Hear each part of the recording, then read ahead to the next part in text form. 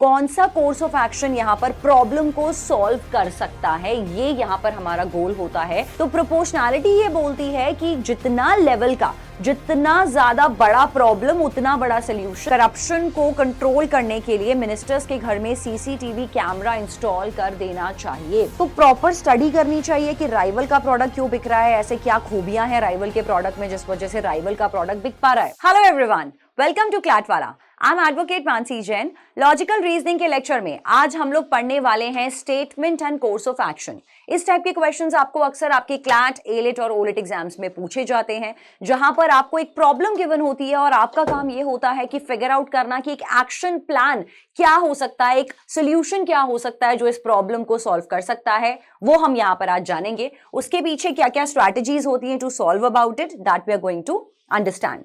तो statement and course of action में, course of action is simply a step that is taken to counter the given situation. So a problem set is given to you और इसके बाद आपको multiple course of action given होते हैं। For example आपको एक action 1 पे कुछ स्ट्रैटेजी गिवन होगी, एक्शन 2 में भी आपको कोई स्ट्रैटेजी गिवन होगी और मैक्सिमम आपको यहां पर 3 एक्शंस गिवन हो सकते हैं। तो पॉसिबली आपको 3 एक्शंस गिवन होंगे। तो यहां पर आपसे ये पूछा जाता है कि ये जो मल्टीपल एक्शंस यहां पर गिवन है, कौन सा कोर्स ऑफ एक्शन यहां पर प्रॉब्लम को सॉल्व कर सकता है। ये यहां पर हमारा गोल होता है to figure out exactly which course of action is solving the problem. तो इस केस में any of the action that is solving the problem has to either reduce the complexity of the problem. Number 1, या तो problem का main जो complexity है वो reduce हो जाना चाहिए उस कोर्स ऑफ एक्शन को अप्लाई करके, या फिर ये सिचुएशन को इंप्रूव करता हुआ होना चाहिए। The types of question that are being asked in the section can be based on the 2 or maximum 3 course of actions. तो इसके पीछे क्या स्ट्रैटेजी है। जो आपको पैसेजेस गिवन होते हैं वो आपके डेली लाइफ डोमेन से गिवन होते हैं। समटाइम पॉलिटिकल डोमेन से पैसेजेस गिवन होंगे, समटाइम्स कोई आपका इंटरनेशनल लॉ से गिवन हो सकते हैं, समटाइम्स कोई बेसिक गवर्नमेंट का कोई प्लान या स्कीम है उससे रिलेट करके आपको यहाँ पे क्वेश्चंस गिवन होते हैं। तो डे टू डे लाइफ से रिलेटेड आपको प्रॉब्लम्स गिवन होती हैं। तो किसी भी कोर्स ऑफ एक्शन को पिक करते दौरान कौन कौन सी स्ट्रैटेजीज, कौन कौन से टिप्स को ध्यान में रखना है वो अभी हम लोग समझने वाले हैं। First of all, to pick a correct course of action,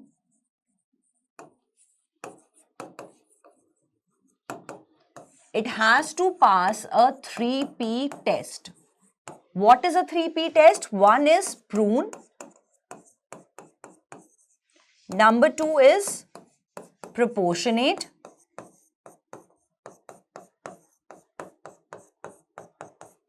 and number 3 is practical. So basically any course of action that is passing this 3P test, any of the course of action that is prune, that is proportionate, that is practical will be an appropriate course of action जिसको आप pick कर सकते हैं। होता क्या है ये 3P test, ये समझना बहुत जरूरी है। नंबर 1 इज कि वो कोर्स ऑफ एक्शन जिसको मैं पिक करने वाली हूं, मेरे पास 2 या 3 ऑप्शंस हैं, या तो वो कोर्स ऑफ एक्शन हो सकते हैं या फिर वो नहीं हो सकते। तो सबसे पहले मुझे चेक करना है कि वो कोर्स ऑफ एक्शन क्या एक्चुअली एक प्रून कोर्स ऑफ एक्शन है। प्रून का मतलब है क्या वो कनेक्टेड है टू द मेन आर्ग्यूमेंट, क्या वो रिलेटेबल है टू द मेन आर्ग्यूमेंट। तो अगर आपको लगता है कि प्रॉब्लम क्वेश्चन एक अलग टेंजेंट पे बात कर रहा है लेकिन कोर्स ऑफ एक्शन एक अलग टेंजेंट पे बात कर रहा है जो बिल्कुल भी रिलेटेड आपस में नहीं है, तो उस केस में वो कोर्स ऑफ एक्शन आपका प्रून नहीं होगा, उसको आप इनकरेक्ट आंसर चॉइसेस में डालेंगे। Second and most important is proportionate. Proportionate ये कहता है the magnitude of the problem should be equal to the magnitude of the solution। मतलब कि अगर आप सपोज की स्टेटमेंट जो आपको क्वेश्चन गिवन है वो बहुत ही बड़े लेवल की प्रॉब्लम है, आप जो सोल्यूशन दे रहे हो वो बहुत ही छोटे लेवल का है, तो ये प्रोपोर्शनेट नहीं है, ये एक दूसरे की पैरिटी पर नहीं है। इस केस में ये गलत कोर्स ऑफ एक्शन में जाएगा। तो प्रोपोर्शनैलिटी ये बोलती है कि जितना लेवल का, जितना ज्यादा बड़ा प्रॉब्लम उतना बड़ा सोल्यूशन, सिमिलरली जितना छोटा प्रॉब्लम उतना छोटा solution has to be there. तो जितना इंटेंसिटी आपका प्रॉब्लम में होता है उतना ही इंटेंसिटी आपका सोल्यूशन में होना चाहिए। That is an important factor जो हम लोगों को चेक करना है प्रोपोर्शनेट में। तो इस केस में सपोजिटली अगर आपके पास प्रॉब्लम ये आती है कि क्या करप्शन को कंट्रोल करने के लिए मिनिस्टर्स के घर में सीसीटीवी कैमरा इंस्टॉल कर देना चाहिए, एक कोर्स ऑफ एक्शन ये बोलता है कि हाँ डेफिनेटली कर दो, बिकॉज ये बहुत ज्यादा इंपॉर्टेंट है। तो ये यहां पर प्रोपोर्शनेट नहीं है क्योंकि ये बहुत ज्यादा बड़ा सोल्यूशन है, मैग्नीट्यूड बहुत ज्यादा बड़ा है, क्योंकि ultimately it will actually create another problem, that is right to privacy। जो right to privacy यहां पर बार्जन होगा मिनिस्टर्स का, वो यहां पे प्रॉब्लम क्रिएट करेगा। तो प्रोपोर्शनेट बहुत ज्यादा इंपॉर्टेंट है चेक करना कि जितना आपका बड़ा प्रॉब्लम है उतना ही बड़ा सोल्यूशन होना चाहिए, या फिर अगर प्रॉब्लम का मैग्नीट्यूड बहुत छोटा है या मिडिल लेवल का है, अकॉर्डिंगली आपका सोल्यूशन का मैग्नीट्यूड होना चाहिए। इनको अभी हम लोग क्वेश्चंस में अप्लाई करेंगे to make it extra clear for you. Next is practical. Practical का मतलब है कि वो आपका अटेनेबल भी होना चाहिए, अचीवेबल होना चाहिए, करंट सिचुएशन के हिसाब से प्रैक्टिकलिटी अप्रोच होनी चाहिए आपके कोर्स ऑफ एक्शन में to be it the correct course of action. Supposedly आप ऐसा कोर्स ऑफ एक्शन को यहाँ पे प्रपोज कर रहे हैं जो कि यहाँ पर आपका प्रैक्टिकल ही नहीं है, टोटली एक इम्प्रैक्टिकल ऑप्शन है, उसको अटेन करना ही मुश्किल है, उसको अचीव करना ही मुश्किल है, तो वो आपका इनकरेक्ट कोर्स ऑफ एक्शन में जाएगा।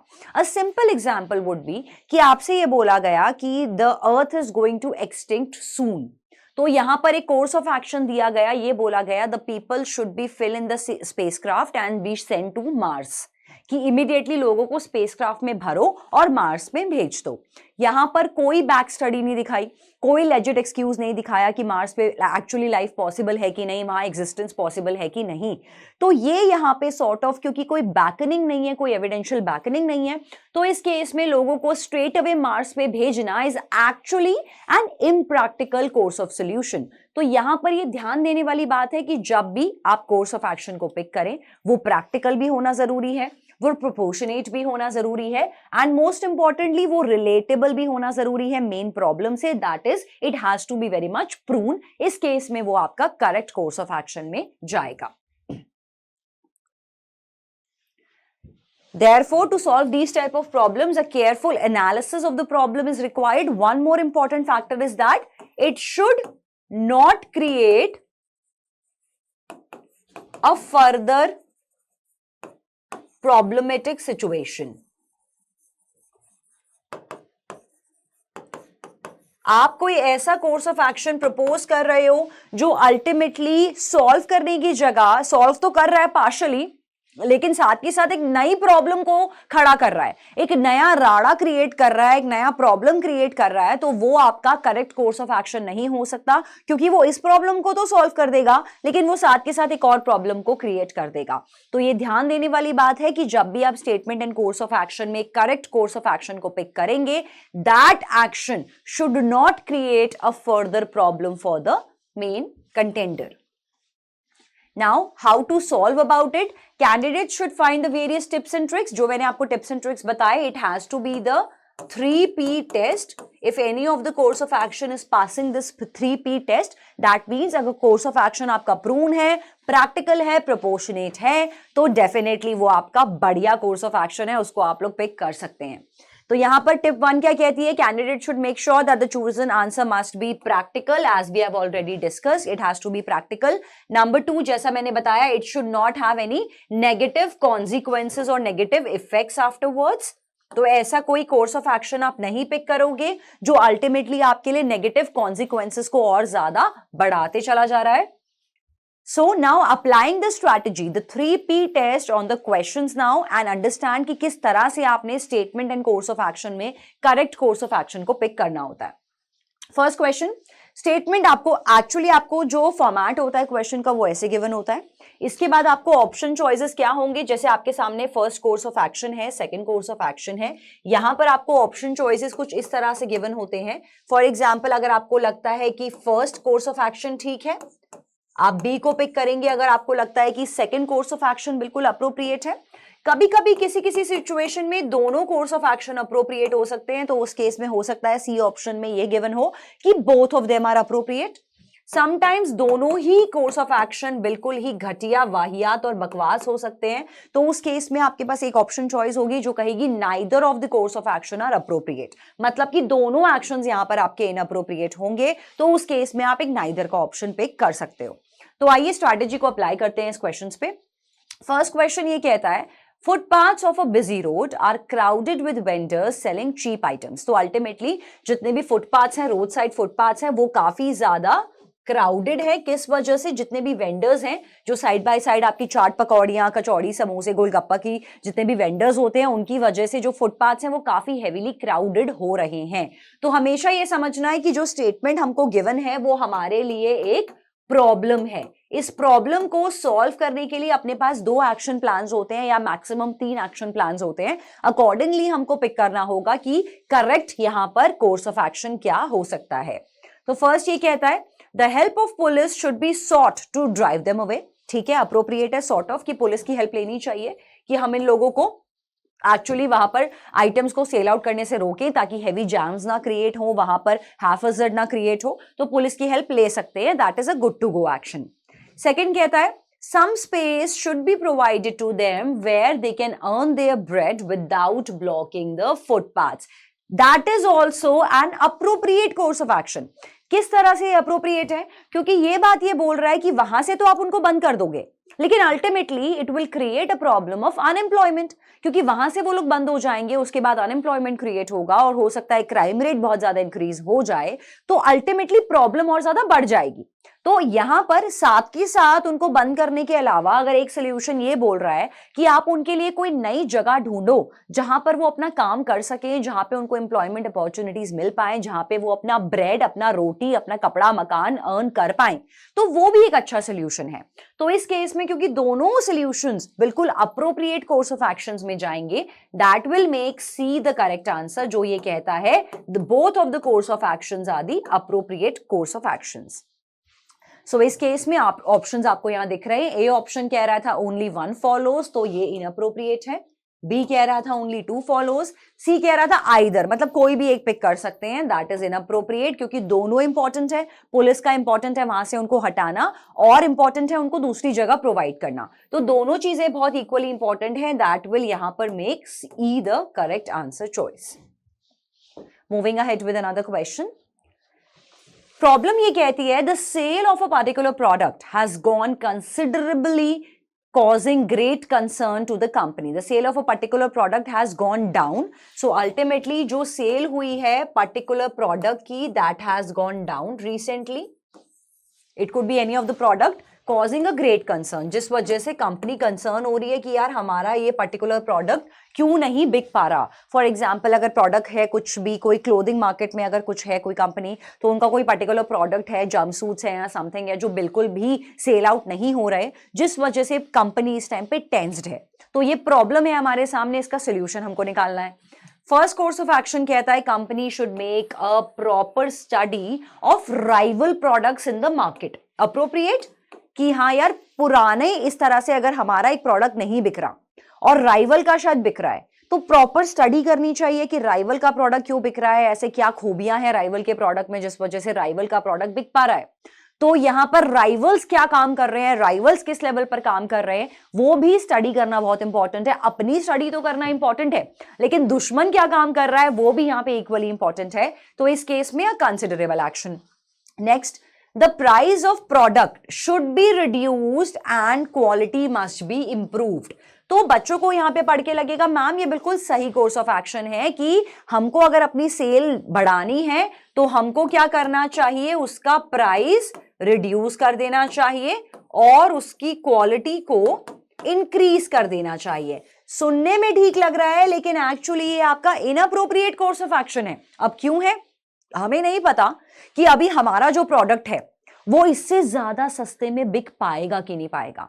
क्या पता ऑलरेडी जिस प्राइस पे हम अपना मार्केट में प्रोडक्ट बेच रहे हैं वो ऑलरेडी सबसे ज्यादा सस्ता प्रोडक्ट हो। अगर इससे सस्ते में बेचेंगे तो शायद हम खुद ही लॉसेस में चले जाएं। और क्या पता ऑलरेडी हम प्रोडक्ट को जो बेच रहे हैं वो हम लोग सबसे ज्यादा हाईएस्ट क्वालिटी पे बेच रहे हो। हमें ये नहीं पता कि अगर इससे ज्यादा क्वालिटी इंप्रूवमेंट का चांसेस है भी कि नहीं। तो बजाय के मार्केट स्टैंडर्ड्स को टेस्ट करने के इमीडिएटली ये course of action put up करना कि यार एक काम करो, क्वालिटी को इंप्रूव कर दो और प्राइस को डिक्रीज कर दो बिना किसी लेजिट एक्सक्यूज के, तो ये आपका इनकरेक्ट कोर्स ऑफ एक्शन में जाएगा।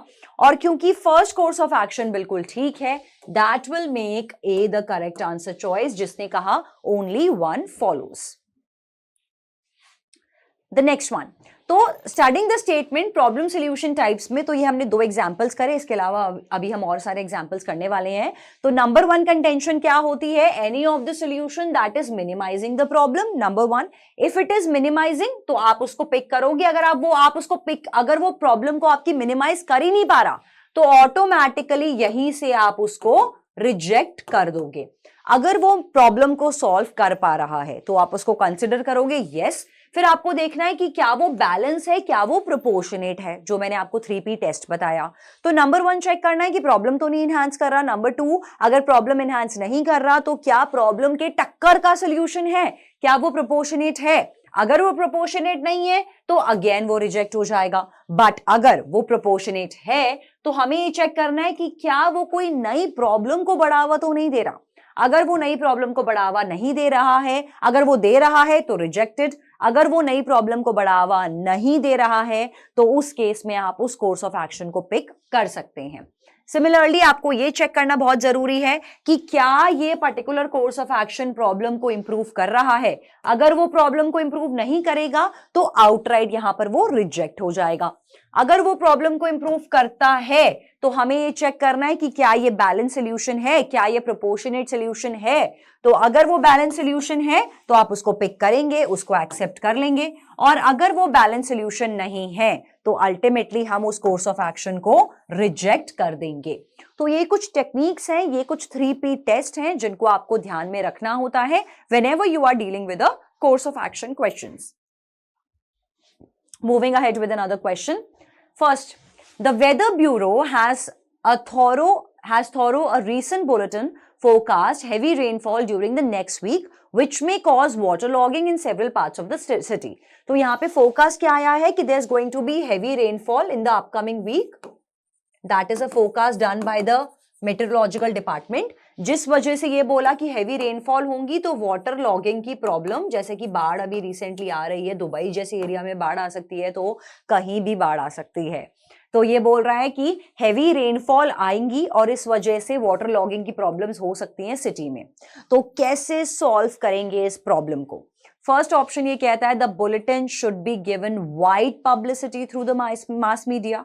बिल्कुल ठीक है, वाइड पब्लिसिटी की भी जरूरत है ताकि ज्यादा से ज्यादा लोगों को आप अवेयर कर सको कि यस आगे चल के ये प्रॉब्लम्स आने वाली हैं, you can shift to the safer Jones.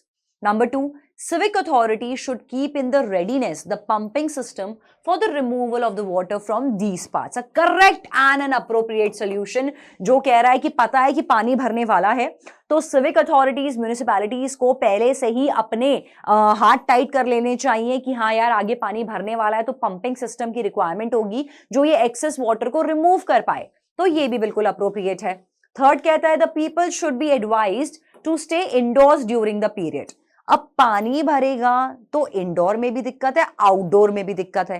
तो इस केस में क्या ही फायदा अगर लोग इंडोर्स भी रहते हैं, क्योंकि पानी अगर भर जाएगा तो लोगों का घर भी डूब सकता है। तो ये यहाँ पे प्रैक्टिकल सोल्यूशन नहीं है। एंड क्योंकि फर्स्ट एंड सेकंड सोल्यूशन बिल्कुल अप्रोप्रिएट है, सो इस केस में first and second will be the appropriate course of action and third will be the incorrect one. Next question, a train derailed near a station while moving over a bridge and fell into river, resulting into the death of 65 people. तो actually क्या हुआ, train का derailment हुआ, वो पटरी से खिसक गई और जब वो पटरी से खिसकी तो वो ट्रेन जो है वो रिवर में गिर गई, ब्रिज से क्रॉस करके वो रिवर में गिर गई और इस वजह से कैजुअलिटीज जो हुई वो हुई 65 लोगों की death. First course of action ये बताता है railway authorities should clarify the reason of the accident to the government. उनको अपना रीजन क्लैरिफाई करना चाहिए कि किस वजह से एक्सीडेंट हुआ। अगर क्लैरिफाई कर भी दिया तो 65 पीपल की जो डेथ हुई, क्या उनकी जान वापस आ सकती है? नहीं। तो इसको हम कंसिडर कर सकते हैं, लेकिन उतना सॉलिड कोर्स ऑफ एक्शन यहां पर ये नहीं है। Second, government should allocate funds to compensate the destruction cost. Yes, बहुत इंपॉर्टेंट है, क्योंकि लोगों की जानें गई हैं, क्योंकि इंफ्रास्ट्रक्चर डेवलपमेंट का यहां पर डिग्रेडेशन हुआ है, तो फंड्स तो गवर्नमेंट को देने पड़ेंगे ताकि जिनकी जानें गई हैं, जिनके यहाँ पे कैजुअलिटीज हुई हैं, जिनको मेडिकल प्रॉब्लम्स हुई हैं, उनका यहां पर बेटरमेंट हो सके। तो ये तो डेफिनेटली आपका करेक्ट कोर्स ऑफ एक्शन है।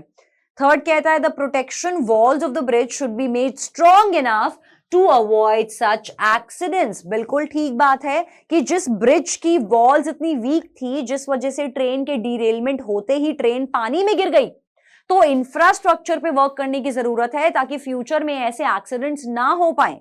उन ब्रिजेस की वॉल्स को यहां पर स्ट्रॉन्ग बनाने का बहुत ज्यादा अल्टीमेट इंपॉर्टेंट एक्शन है जो गवर्नमेंट को लेना चाहिए। तो क्योंकि सेकेंड एंड थर्ड बिल्कुल अप्रोप्रिएट कोर्स ऑफ एक्शन है, तो यहां पर second and third will be the correct answer. First में सिर्फ इतना बोला गया क्लैरिफाई कर दो रीजन। अगर वो रीजन क्लैरिफाई कर भी देंगे तो जो जाने चली गई हैं, जो लोग मर चुके हैं, जिन लोगों को एक्चुअली इस टाइम पे पैसा, कपड़ा या मनी का रिक्वायरमेंट है, वो उनका रिक्वायरमेंट फुलफिल हो ही नहीं सकता। तो इस केस में फर्स्ट आपका इनकरेक्ट कोर्स ऑफ एक्शन जाएगा and second and third will be the correct one. Next question, poverty is increasing because the people who are deciding how to tackle it know absolutely nothing about the poor।